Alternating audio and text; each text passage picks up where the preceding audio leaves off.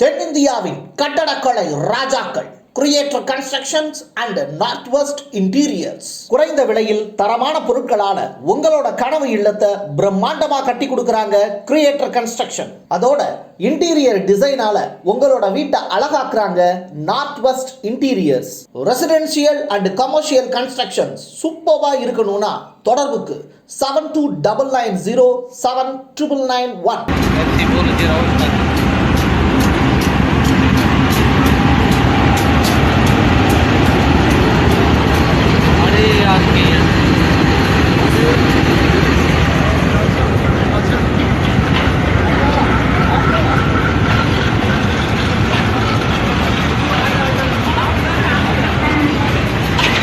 பாகிஸ்தானில் ஜாஃபர் எக்ஸ்பிரஸ் அப்படிங்கிற ஒரு ட்ரெயின் பாகிஸ்தானில் இருந்து பல்சிஸ்தானை நோக்கி போயிட்டுருக்கு.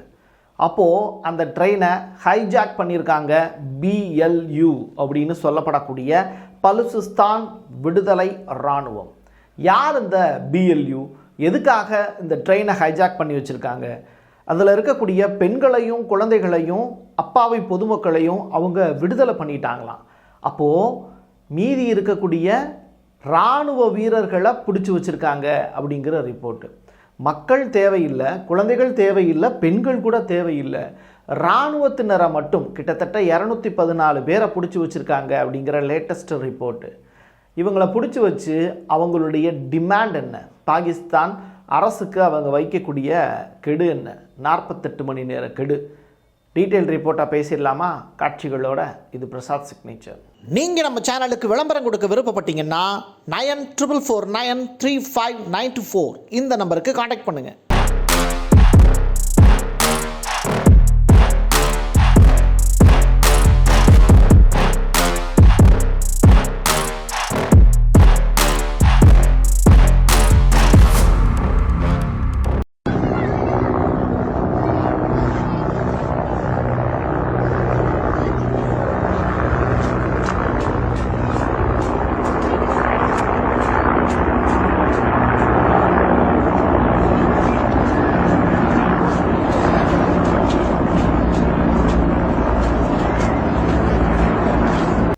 பாகிஸ்தானுடைய பெசாஃபர் அப்படிங்கிற பகுதியில் இருந்து பலுசிஸ்தானுடைய குவாட்டா அப்படிங்கிற பகுதியை நோக்கி ஜாஃபர் அப்படிங்கிற ஒரு எக்ஸ்பிரஸ் ட்ரெயின். இந்த ட்ரெயின் 2017 தான் அறிமுகப்படுத்தப்பட்டுச்சு. பாகிஸ்தானுடைய பிரதமரே இதை அறிமுகப்படுத்தினார். அந்த அளவுக்கு பாகிஸ்தானில் ரொம்ப முக்கியத்துவம் வாய்ந்த ஒரு ட்ரெயின். இந்த ட்ரெயின் ஒரு சுரங்கப்பாதை வழியாக போயிட்டுருக்கு. சரிங்களா? அப்போ போயிட்டு இருக்கும்போது திடுதுப்புன்னு அந்த டிரைவரை நோக்கி துப்பாக்கியால் சுட போகிறோம், வண்டியை நிப்பாட்டு அப்படின்னு ஒரு குரல் கேட்குது. ஏராளமான போராளி குழுக்கள் அந்த சுரங்கப்பாதைக்குள்ளேயே நிற்கிறாங்க. உடனே பயந்து போன அந்த நபர் பார்த்திங்கன்னா வண்டியை நிப்பாட்டாமையே மூவ் பண்ணுறாரு. உடனடியாக அவர் மேலே அட்டாக் நடத்தப்படுது. ஸோ ட்ரெயின் என்ஜினில் இருக்கக்கூடிய அந்த டிரைவருக்கு சிறு காயங்களோட அவர் தப்பிக்கிற மாதிரியான ஒரு சுச்சுவேஷனை உருவாக்கிக்கிறாங்க. அதற்கு பிறகு அந்த ட்ரெயினை முழுவதுமாக அவங்க கைப்பற்றுறாங்க. யார்? BLU அப்படின்னு சொல்லப்படக்கூடிய இந்த பலுசிஸ்தான் விடுதலை இராணுவத்தினர். இவங்க யார் அப்படிங்கிறத நான் அடுத்து சொல்கிறேன். இப்போது இந்த பகுதியை ஏன் அவங்க செலக்ட் பண்ணியிருக்காங்கன்னா, இதுதான் ஈரான் ஆப்கானிஸ்தானுடைய எல்லை பகுதி. பாகிஸ்தான், ஈரான், ஆப்கானிஸ்தான் இந்த 3 நாடுகளுடைய எல்லை பகுதிகளுக்கு இடையில மாட்டிக்கிட்டு இருக்கக்கூடிய ஒரு அழகான ஒரு தேசம்தான் இந்த பலுசிஸ்தான் அப்படிங்கிற பகுதி. நீங்கள் பிரசாத் சிக்னேச்சரை தொடர்ச்சியாக வாட்ச் பண்ணிகிட்டு இருந்தீங்கன்னா உங்களுக்கு நல்லாவே தெரியும். பலுசிஸ்தான் அப்படிங்கிற ஒரு தனி நாடு அப்படிங்கிற இது வேணும் அப்படிங்கிறதுக்காக ரொம்ப காலமாக போராடிக்கிட்டு இருக்கிறவங்க தான் இந்த பலுச் மக்கள். இவங்க 1944-45 இருந்தே இந்த கோரிக்கையை முன்வைக்கிறாங்க. ஆனால் நமக்கு சுதந்திரம் அடைஞ்சது 1947. அந்த காலகட்டத்தில் இருந்தே இந்த பலுச் மக்கள் எப்படி நம்ம ஊரில் பஞ்சாப் தனி மாநிலம் வேணும் அப்படின்னு சொல்லிட்டு காலிஸ்தான் குரூப் போராடுறாங்களோ, அதே மாதிரி அந்த நாட்டில், பாகிஸ்தான்கிற நாட்டில் இந்த பலுச் மக்கள் தொடர்ச்சியாக பலுசிஸ்தான் அப்படிங்கிற தனி மாநிலம் வேண்டும், தனி நாடு வேண்டும் அப்படிங்கிற கோரிக்கையை முன்னிறுத்தி தொடர்ச்சியாக போராட்டம் பண்ணுறாங்க. 1970க்கு பிறகு இது பெரிய அளவில் போராட்டங்கள்லாம் வெடிக்குது. இவங்களுக்குன்னு தனி ஆர்மி ஒன்று உருவாக்குறாங்க. அந்த ஆர்மி தான் இப்போ பாகிஸ்தான் ஆர்மி மேலே போர் தொடுத்துருக்கு. அது என்ன பிரசாத், கரெக்டாக இந்த ட்ரெயினை மட்டும் அட்டாக் பண்ணியிருக்காங்களே எப்படி அப்படின்னு கேட்டால், தொடர்ச்சியாக இந்த ட்ரெயின் வரக்கூடிய ரூட்டை வந்து ஃபாலோ பண்ணியிருக்காங்க. 250க்கும் மேற்பட்ட இராணுவ வீரர்கள் வந்துக்கிட்டு இருக்காங்க அப்படிங்கிற செய்தி வந்து கிடச்சிருக்கு. ஸோ சுரங்கப்பாதைக்குள்ளே வச்சு அடித்தோம் அப்படின்னா வான்வெளி தாக்குதல் நடத்தி அந்த ட்ரெயினை வந்து காப்பாற்ற முடியாது. பக்கத்தில் வந்து அவங்க வச்சுருக்கக்கூடிய ரோடு வந்து பார்த்திங்கன்னா N65 அப்படின்னு சொல்லிட்டு நம்ம ஊரில் வந்து தேசிய நெடுஞ்சாலை இருக்குல்ல, அதே மாதிரி இந்த ட்ரெயின் போயிட்டு இருக்கக்கூடிய பாதைக்கும் பேரலாக வந்து ரோடு இருக்குது. அது N65 அப்படிங்கிற நெடுஞ்சாலைன்னு சொல்கிறாங்க. இந்த ரோடு பகுதியையும் அக்சஸ் பண்ணுறது வந்து கொஞ்சம் தொலைவாக தான் இருக்குது. அதனால் எளிமையாக இவங்களுக்கான உதவி கிடைக்காது அப்படிங்கிறதுனால அந்த இடத்த சூஸ் பண்ணுறாங்க, சுரங்கப்பாதையை சூஸ் பண்ணுறாங்க. ஸோ சுரங்கப்பாதையில் அந்த ட்ரெயினை வந்து ஃபஸ்ட்டு அட்டாக் பண்ணுறாங்க தண்டவாளத்தில். அதற்கு பிறகு ட்ரெயின் 2ஆக பிரிக்கப்படுது. அப்போ பிரிக்கப்பட்ட அந்த ட்ரெயினை வந்து கரெக்டாக இராணுவத்தினர் இருக்கக்கூடிய பகுதியில் வச்சு அவங்க சண்டை போடுறாங்க. சண்டை போட்டு அந்த இராணுவத்தினரை முழுவதுமாக ஹைஜாக் பண்ணி பிடிக்கிறாங்க. டோட்டலாக வந்து அட்டாக் பண்ணி அவங்கள தன்னுடைய வசத்துக்கு கொண்டு வராங்க. ட்ரெயினில் இருக்கக்கூடிய பேசஞ்சர்ஸ் 500 பேருக்கு மேலே, மொத்தம் 9 பெட்டி இருக்குது, 500 பேருக்கு மேலே. இந்த 500 பேரில் இருக்கக்கூடிய 214 இராணுவ வீரர்களை மட்டும் பிடிச்சி வச்சுக்கிட்டு மீதி இருக்கக்கூடிய பொதுமக்களையும் அந்த பெண்கள் குழந்தைகள் யாரையுமே பிடிக்கல. அதான் ரொம்ப ரொம்ப முக்கியமானது. குழந்தைகளையும் பெண்களையும் பொதுமக்களையும் அப்படியே ரிலீஸ் பண்ணுறாங்க. அவங்க அந்த மலைப்பாங்கான பகுதியில் இருந்து வேறு இடங்களுக்கு போகக்கூடிய காட்சிகளை நம்மளால் பார்க்க முடியும்.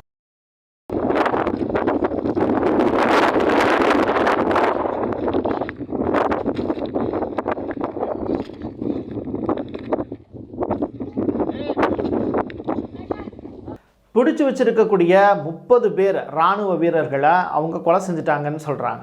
ஸோ இப்போ கைவசம் இருக்கிறது வந்து 214, 182 அப்படிங்கிற மாதிரிலாம் கணக்கு சொல்கிறாங்க. இருவேறு கருத்துக்கள் வருது. அதே நேரத்தில் இப்போது பாகிஸ்தான் ஆர்மி டைரெக்டாக அவங்களுடைய ஓன் ஆர்மி வச்சுருப்பாங்கல்ல, அவங்க ஹெலிகாப்டர் மூலிமா ட்ராவல் பண்ணி அந்த மக்களை மீட்கிறதுக்கான வேலையை செய்கிறாங்க. குறிப்பிட்ட மக்கள் வந்து டைரெக்டாக இங்கேயே வந்துட்டாங்க, எங்கள் பாகிஸ்தானுக்கே வந்துட்டாங்க. திருப்பி அனுப்பப்பட்டிருக்கு அந்த ட்ரெயின் என்ஜினை அட்டாச் பண்ணி திருப்பி அனுப்பிச்சிருக்காங்க. பாதி பேரை வந்து அந்த ட்ரெயின்லேயே வச்சு இராணுவ வீரர்களை மட்டும் பிடிச்சி வச்சுருக்காங்க. இப்போ அந்த பிடிச்ச இராணுவ வீரர்கள் 30 பேர் காலி. மீதி இருக்கிறவங்களில் அடுத்த 10 பேரை 48 மணி நேரத்தில் கெடு கொடுக்குறோம், நீ வந்து கொடுக்கக்கூடிய நாங்கள் வைக்கக்கூடிய கோரிக்கையை நிறைவேற்றலைன்னா 48 மணி நேரத்தில் அடுத்த 10 பேரை சாகடிச்சிருவோம் அப்படின்னு சொல்லியிருக்காங்க. அடுத்து 2, 3 அல்லது 1 வார காலத்திற்கு இதுதான் பெரிய செய்தியாக உலகம் முழுவதும் பேசு பொருளாக மாறப்போகுது. காரணம் என்ன அப்படின்னா, இப்போ அந்த ட்ரெயினை ஹைஜாக் பண்ணியிருக்கக்கூடிய BLU பற்றிய பேச்சுக்கள் இன்றைக்கி வேர்ல்டு ஃபுல்லாக பேச பொருளாக மாறிடுச்சு. யார் இந்த BLU, எதுக்காக பலுஜிஸ்தான் அப்படிங்கிற ஒரு நாடு கேட்குறாங்கன்னு ஐக்கிய நாடுகள் சபை வரைக்கும் இப்போது பேசு பொருளாக மாறிடுச்சு. ஸோ இவங்க இதுக்கு முன்னாடி இந்த வேலையை எப்போ செஞ்சாங்க அப்படின்னு கேட்டால் 2018, 2023லையும் இதே மாதிரியான நிகழ்வுகள் செஞ்சாங்க. கடந்த 2024 நவம்பர்லையும் ஒரு பெரிய தாக்குதல் நடத்தப்பட்டுச்சு. அதில் 23 மக்கள் வந்து கொலை செய்யப்பட்டிருக்காங்க அப்படிங்கிற தகவல் வெளியாகிருக்கு.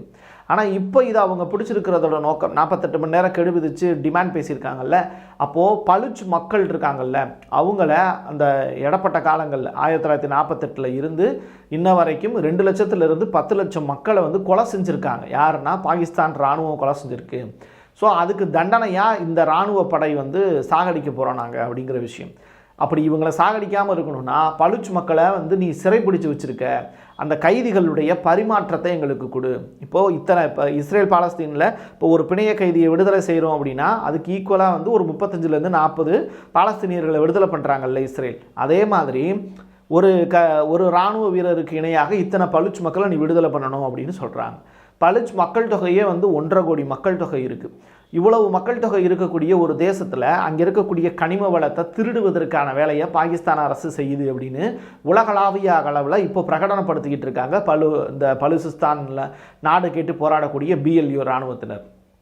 இவங்க என்ன சொல்கிறாங்க, சீனாங்கிற நாடு உள்ளே வந்துருச்சு, டோட்டலாக இங்கே இருக்கக்கூடிய கனிம வளத்தை எல்லாத்தையுமே அவங்க தான் திருடி சம்பாரிச்சிட்டு போகிறாங்க. அந்த தங்கம் வெட்டக்கூடிய வேலையாகட்டும், பூமிக்கு அடியில் கிடைக்கக்கூடிய கனிமங்களாகட்டும், தாதுக்களாகட்டும், இது எல்லாமே பாகிஸ்தான் அரசு பலுசிஸ்தான் மக்களை வஞ்சனை செய்து என்ன பண்ணுறாங்கன்னா எங்களுடைய மக்களை அங்கே வேலை கூட கொடுக்காம அவங்களுடைய வாழ்வாதாரத்தை வந்து கெடுக்கக்கூடிய வகைமாக சீனர்களை கொண்டு வந்து பணியமர்த்துறாங்க. இதனால் எங்களுடைய நிலத்தில் நாங்கள் வேலை இல்லாமல் வாடுறோம். அப்போது பலுசிஸ்தான் அப்படிங்கிறது இவ்வளவு பெரிய செல்வம் நிறைந்த நாடு, செல்வம் நிறைந்த ஒரு இடம். அப்படிப்பட்ட இடத்துல நாங்கள் எங்கள் மக்கள் பட்டினியாக கிடக்கிறாங்க, ஆனால் வரக்கூடிய சீனர்களுக்கு பாகிஸ்தான் சிவப்பு கம்பள வரவேற்பு கொடுத்து இங்கே இருக்கக்கூடிய தாதுக்களை கூட எடுத்து கொடுக்குது. அப்போ இது எந்த வகையில் நியாயம் அப்படின்னு சொல்லிட்டு தான் இந்த பலுசிஸ்தானில் இருக்கக்கூடிய இந்த BLU, இந்த பலுசிஸ்தான் விடுதலை இராணுவம் இருக்காங்கல்ல, இவங்க இப்போ குரல் கொடுக்குறாங்க. ஸோ சீனர்களை வெளியேற்றணும் அப்படிங்கிற ஒரு விஷயம், இதுக்கெல்லாம் பாகிஸ்தான் அரசு சம்மதம் தெரிவிக்க போகிறது இல்லை. கைதிகள் பரிமாற்றம் ஒரு விஷயம், இது வேணால் சாத்தியப்படும், பலுச் மக்களை விடுதலை செய்கிறதுக்கான வாய்ப்பு. இன்னும் என்னென்ன டிமாண்ட் வச்சுருக்காங்கங்கிற வெளிப்படையான விஷயத்தை பாகிஸ்தான் அரசு இன்னும் சொல்லவும் இல்லை. ஸோ நாட்டையே அடமான வைக்கக்கூடிய வகையில் அவங்க சில விஷயங்களை வந்து சொல்கிறாங்க அப்படின்னு சொல்லப்படுது. இது பாகிஸ்தான் அரசுக்கு மிகப்பெரிய அளவிலான தலைகுனிவு. ஏன்னா இராணுவத்தினரையே கைது பண்ணியிருக்காங்க அப்படின்னா பாகிஸ்தான் இராணுவம் எவ்வளோ வீக்காக இருக்குது அப்படிங்கிறத இந்த இடத்துல வந்து சொல்கிறாங்க. அதுவும் விடுதலை செய்யப்பட்ட அந்த பொதுமக்கள்லாம் வந்து பார்த்திங்கன்னா அவங்க சொல்லக்கூடிய ஸ்டேட்மெண்ட்டு ப்ரெஸ்ஸுக்கு வந்து பேட்டி கொடுத்துருக்காங்க. என்ன அப்படின்னா, நான் வந்து இதயம் பலவீனமானவர்னு சொன்னேன், அவங்க என்னை வந்து எந்த விதமான காயமும் படுத்தலை, என்னுடைய குழந்தைகளையும் சரி என்னுடைய உறவினர்களையும் ட்ரெயினில் இருந்து பத்திரமாக இறக்கி விட்டாங்க. இப்போ நான் வந்து மலைப்பாங்கான இடத்துல போய் உக்காந்துருந்தோம், அதுக்கப்புறம் பாகிஸ்தான் இராணுவப்படை ஹெலிகாப்டரில் வந்து எங்களை மீட்டு அதற்கு பிறகு கூப்பிட்டு வந்தாங்க. ஸோ இந்த மாதிரியான விஷயத்தை பதிவு செய்கிறாங்க. ஸோ பொதுமக்கள் அவங்களுடைய டார்கெட் கிடையாது, அவங்களோட டார்கெட் முழுக்க பாகிஸ்தான் இராணுவத்திற்கும் இடையில் அவங்களுக்கு இடையில் நடக்கக்கூடிய சண்டை. தனிநாடு கேட்டு போராடக்கூடிய இந்த பலுச்சின மக்கள் கிட்டத்தட்ட 75 ஆண்டுகளுக்கு மேலே பொறுத்து பார்த்து இப்போது பொங்கி எழுந்திருக்காங்க அப்படிங்கிற விஷயந்தான் இப்போ வெளியாகுது. இந்த ஜாஃபர் எக்ஸ்பிரஸை அவ்வளவு எளிமையாக வரலாற்றிலிருந்து தொடச்செறிய முடியாது. இந்த வீடியோ வரலாற்றில் மிகப்பெரிய அளவிலான முக்கியத்துவம் வாய்ந்த ஒரு வீடியோ தான் இருக்க போகுது. தொடர்ச்சியாக இது பற்றிய அப்டேட்டுகள் பிரசாத் சிக்னேச்சரில் பதிவேற்றப்படும். நீங்களும் வந்து இந்த சேனலில் இணைஞ்சிருங்க, சப்ஸ்கிரைப் பண்ணிக்கோங்க. இந்த வீடியோ வந்து உங்களுக்கு நல்ல தகவலாக இருந்தது அப்படின்னா உங்களுடைய உறவினர்களுக்கும் நண்பர்களுக்கும் ஷேர் பண்ணுங்கள். என் கையெழுத்தின் மக்களுக்கான உறவுகளை மீண்டும் ஒரு பதிவில் சந்திக்கலாம். நன்றி, வணக்கம். நீங்கள் நம்ம சேனலுக்கு விளம்பரம் கொடுக்க விருப்பப்பட்டீங்கன்னா 94493594 இந்த நம்பருக்கு காண்டாக்ட் பண்ணுங்கள். தென்னிந்தியாவின் கட்டடக்கலை ராஜாக்கள் creator constructions and north west interiors. குறைந்த விலையில் தரமான பொருட்களான உங்களோட கனவு இல்லத்தை பிரம்மாண்டமா கட்டி கொடுக்கறாங்க கிரியேட்டர் கன்ஸ்ட்ரக்ஷன். அதோட இன்டீரியர் டிசைனால உங்களோட வீட்டை அழகாக்குறாங்க நார்த் வெஸ்ட் இன்டீரியர்ஸ்.